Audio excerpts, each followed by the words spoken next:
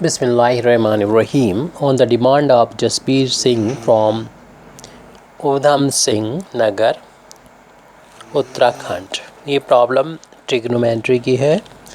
If sin x plus iy is equal to tan a plus I sec a, then prove that cos 2x into cos hyperbolic 2y is equal to 3. जो हमको given है पहले हम वहाँ उसको लिख लेते हैं. यानी साइन x प्लस आई वाई की वैल्यू गिवन है ten a plus i sec ए. जिस तरीके से राइट हैंड साइड में रियल पार्ट अलग है, इमेजिनरी पार्ट अलग है, इसी तरीके से हम लेफ़्ट हैंड साइड में भी रियल पार्ट और इमेजिनरी पार्ट को सेपरेट करेंगे. तो उसके लिए यहाँ पर साइन ए प्लस बी की आइडेंटिटी को अप्लाई करना होगा. हम लोग जानते हैं कि साइन ए प्लस बी की आइडेंटिटी क्या होती है. Sign A cos B plus cos A sine B. तो इस आइडेंटिटी का यहाँ पर लेफ़्ट हैंड साइड में यूज़ करेंगे. ए की जगह पर हम देख रहे हैं हमारा एक्स है और बी की जगह पर आई वाई है. तो इस आइडेंटिटी को लेफ़्ट में लगाएंगे तो ये वैल्यू हो जाएगी sine x into cos i y plus cos x into sine i y. और राइट हैंड साइड में एज इट लिख देंगे इसको ten a plus i sec ए. अब यहाँ पर हम दो आइडेंटिटी और अप्लाई करेंगे कि कॉस आई इज़ेड की वैल्यू होती है कॉस हाइपरबोलिक इज़ेड, और इस तरीके से साइन आई जेड की वैल्यू होती है आई साइन हाइपरबोलिक इज़ेड. यानी साइन में आई बाहर भी आ जाएगा और ये हाइपरबोलिक में भी कन्वर्ट हो जाएगा. कॉस में आई हटते ही हाइपरबोलिक यानी आई की जगह पर एच हो जाएगा. तो इन दोनों आइडेंटिटीज़ का यूज़ करेंगे हम यहाँ पर लेफ्ट हैंड साइड में इन दो जगह पर.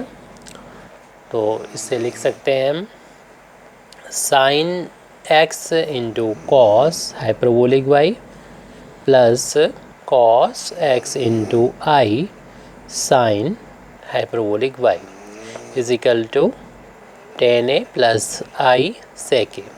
तो जिस तरीके से right hand side real part अलग है, मीन्स इसमें आई नहीं है, और आई का जो कोफिशिएंट होता है इमेजिनरी पार्ट अलग है. इस तरीके से हमने लेफ़्ट में भी कर लिया है. देखें इतना रियल पार्ट हो गया यहाँ पर.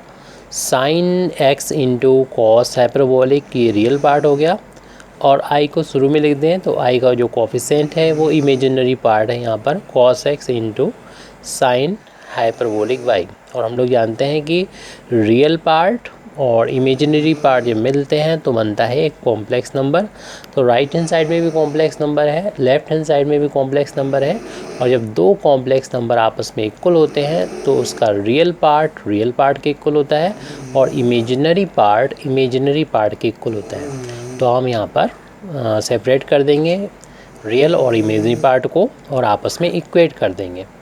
तो separating real and imaginary part from both sides, separating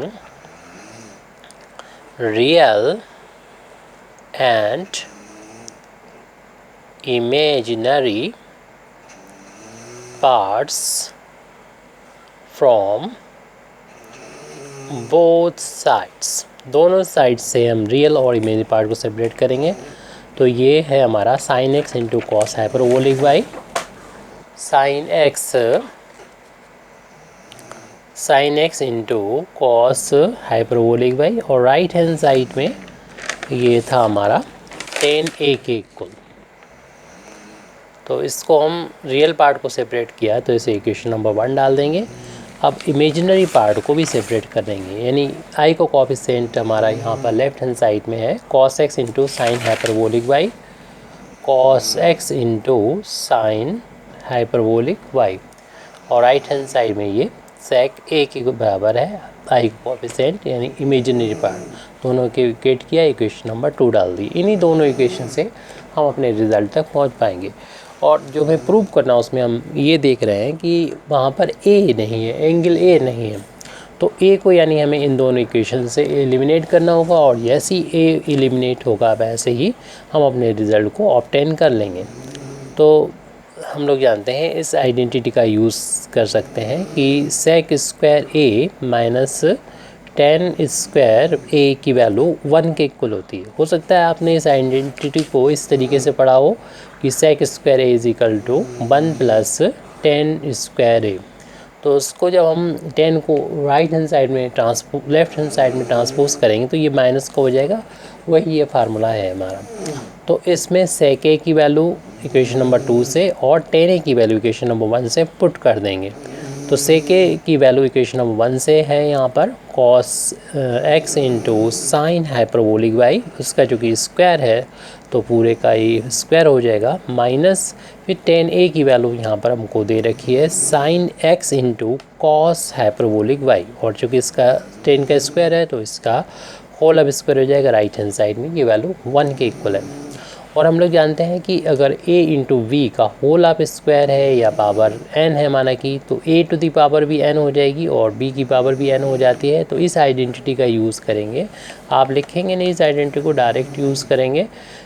तो ये दोनों का इंटू हो रहा है तो होल ऑफ स्क्वायर है, तो इस कॉस एक्स का भी स्क्वायर हो जाएगा और साइन हाइपरबोलिक का भी स्क्वायर हो जाएगा। इसी तरीके से इसमें यहाँ पर साइन का भी स्क्वायर हो जाएगा और इस कॉस हाइपरबोलिक का भी स्क्वायर हो जाएगा राइट हैंड साइड में, ये 1 के इक्वल चल रहा है।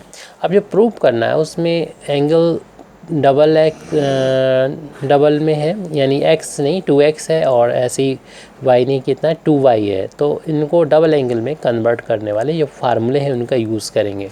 आपने फार्मूले सर्कुलर फंक्शन में ये पढ़े होंगे, यानी कॉस हम 2a को इस तरीके से लिख सकते हैं 1 माइनस 2 साइन स्क्वायर ए।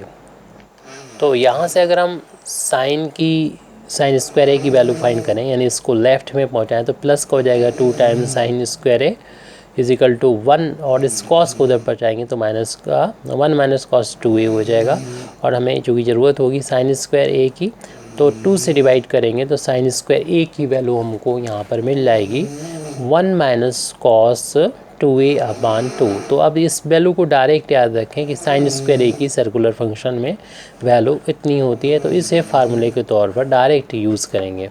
ऐसे ही हम लोग जानते हैं कि कॉस 2a की वैल्यू, ये तो साइन की फार्म में थी, अगर कॉस 2a की वैल्यू अगर साइन की फार्म में कॉस की फार्म में लिखें तो ये वैल्यू होती है 2 कॉस स्क्वायर ए माइनस 1 होती है। यहाँ से जिस तरीके से अभी ऊपर हमने साइन स्क्वायर की वैल्यू निकाली और इसी तरीके से 1 को ट्रांसपोज करके 2 से डिवाइड करके कॉस स्क्वायर की जो वैल्यू फाइंड करेंगे, यहाँ से हमको मिल जाएगी कॉस स्क्वायर ए की वैल्यू 1 प्लस कॉस, क्योंकि 1 उधर जाके प्लस हो जाएगा तो कॉस 2a पहले से था, अपान में ये वाला 2 आ जाएगा। तो इस कॉस 2a की वैल्यू को हम डायरेक्ट यूज़ करेंगे। ये तो हो गया सर्कुलर फंक्शन। अब हमारे हाइपरबोलिक फंक्शन है उनके लिए भी जो है वैल्यू हम यहाँ पर लिख सकते हैं, क्योंकि कोई फ़र्क नहीं है सर्कुलर फंक्शन में और हाइपरबोलिक फंक्शन में इन केस ऑफ कॉस। तो इसलिए हम कॉस हाइपरबोलिक स्क्वायर ए की वैल्यू को डायरेक्ट लिख देंगे 1 प्लस कॉस हाइपरबोलिक हो जाएगा बस अपान में 2। लेकिन ट्रिग्नोमेट्री वाले साइन वाले फंक्शन में और हाइपरबोलिक के साइन के फंक्शन में इस फार्मूले में थोड़ा सा चेंज है, तो वो उसको हम यहाँ पर लिख देते हैं, क्योंकि हम लोग जानते हैं कि कॉस हाइपरबोलिक टू जेड जो होता है हाइपरबोलिक साइन में अगर लिखें तो उसकी वैल्यू होती है 1 प्लस होती है 2 साइन हाइपरबोलिक स्क्वायर जेड। अगर यहाँ से जेड नहीं या ए अभी तक लेते हैं तो ए भी ले सकते हैं, कोई प्रॉब्लम नहीं। जेड एक्चुअली कॉम्प्लेक्स नंबर को डिनोट करता है। जब हम इसको ट्रांसपोज करेंगे 1 को तो ये हो जाएगा cos hyperbolic 2z minus 1 is equal to 2 sine hyperbolic square z के इक्वल हो जाएगा। और फिर हम यहाँ पर 2 से डिवाइड करेंगे तो हमें जो वैल्यू साइन की चाह रहे थे कि साइन हाइपरबोलिक स्क्वायर z की वैल्यू वो मिल जाएगी, यानी कॉस हाइपरबोलिक 2z माइनस 1 अपान 2। तो ये वो फार्मूले हैं ये चारों जो हमने यहाँ पर एक्चुअल में रेक्टेंगल में बंद करे हैं 1 2 3 और 4, इनको आप डायरेक्ट याद करके रखें तो ज़्यादा अच्छा है और हम यहाँ पर यूज़ कर लेंगे। और याद करना बहुत ही आसान है, बस एक याद होना चाहिए।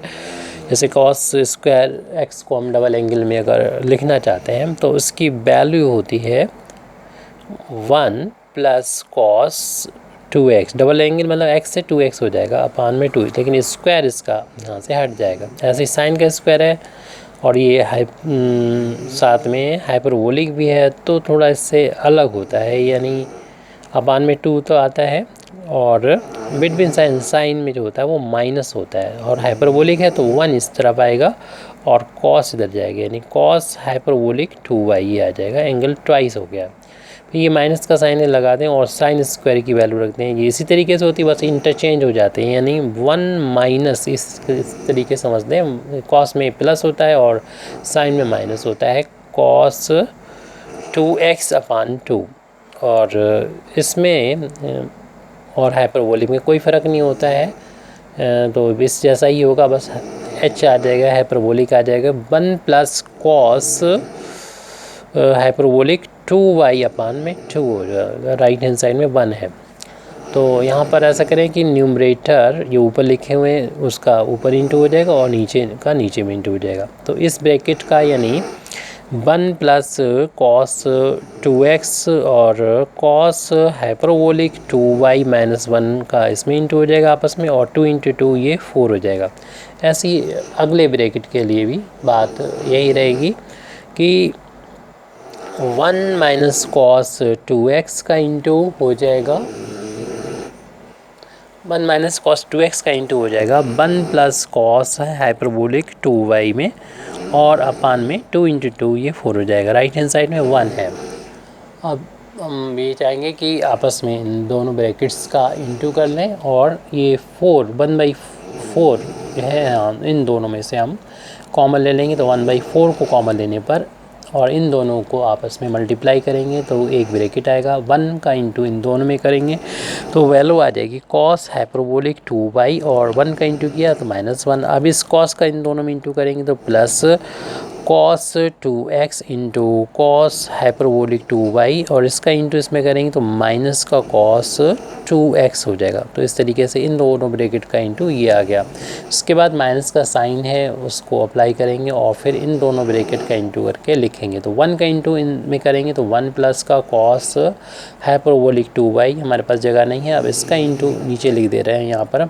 इस कॉस का इंटू इसमें करेंगे तो माइनस का कॉस 2x, चूँकि ब्रैकेट लगा हुआ है इसलिए यहाँ पर ये साइन 1 माइनस ही रहेगा, और इसका इंटू इसमें करेंगे तो माइनस का cos 2x into cos hyperbolic 2y, ये ब्रैकेट क्लोज, और राइट हैंड साइड में लिखा हुआ है 1।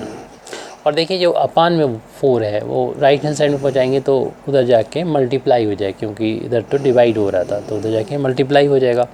और इस ब्रैकेट को हम ओपन कर देंगे तो ये वैल्यू हो जाएगी cos hyperbolic 2y minus 1 plus cos 2x into cos hyperbolic 2y minus cos 2x। इसमें तो कोई इफेक्ट नहीं पड़ा, जैसा था वैसे ही आ गया, क्योंकि इससे पहले प्लस साइन यानी डिवाइड साइन पॉजिटिव होता है, लेकिन इस ब्रैकेट से पहले माइनस है तो अंदर के साइन चेंज हो जाएंगे। जो प्लस वाले हैं वो माइनस हो जाएंगे और माइनस वाले प्लस हो जाएंगे। तो माइनस का 1 माइनस का कॉस हाइपरबोलिक 2y, अगला स्टेप ये टर्म है तो ये माइनस है तो प्लस में हो जाएगा कॉस 2x, और माइनस माइनस प्लस हो जाएगा cos 2x into cos hyperbolic 2y। Right hand side में 1, लेकिन हम लेफ़्ट से 4 लाए थे उधर जाके मल्टीप्लाई हो गया 4। अब देख रहे हैं कि ये कॉस हाइपरबोलिक 2y प्लस का और ये माइनस का कैंसिल, इसी तरीके से कॉस 2x माइनस और ये प्लस कैंसिल हो जाएंगे, और cos hyperbolic 2x into cos hyperbolic 2y ये और ये दोनों ही पॉजिटिव हैं, जुड़ के 2 टाइम्स हो जाएंगे cos 2x into cos hyperbolic 2y, और इधर माइनस का 1 है, ये भी माइनस का 1 है, माइनस माइनस से 2 टाइम्स माइनस का हो गया। राइट हैंड साइड में ये 4 है। इस 2 को लेफ़्ट से राइट में पहुँचाएंगे तो 2 cos 2x into cos hyperbolic 2y is equal to ये 4 और 2 उधर जाके प्लस हो जाएगा, और इस तरीके से ये वैल्यू 6 आ जाएगी, यानी 2 times cos 2x into cos hyperbolic 2y is equal to 6, और 2 को जब डिवाइड करेंगे तो cos 2x into cos hyperbolic 2y is equal to 6/2। 2 से जब डिवाइड किया तो 3 आ गया। इस तरीके से cos 2x into cos hyperbolic 2y की वैल्यू 3 की इक्वल आ गई। ये हमको प्रूव करना था। Thank you very much Indeed for listening me. व आखिर दावाना अल्हम्दुलिल्लाहि रब्बिल आलमीन।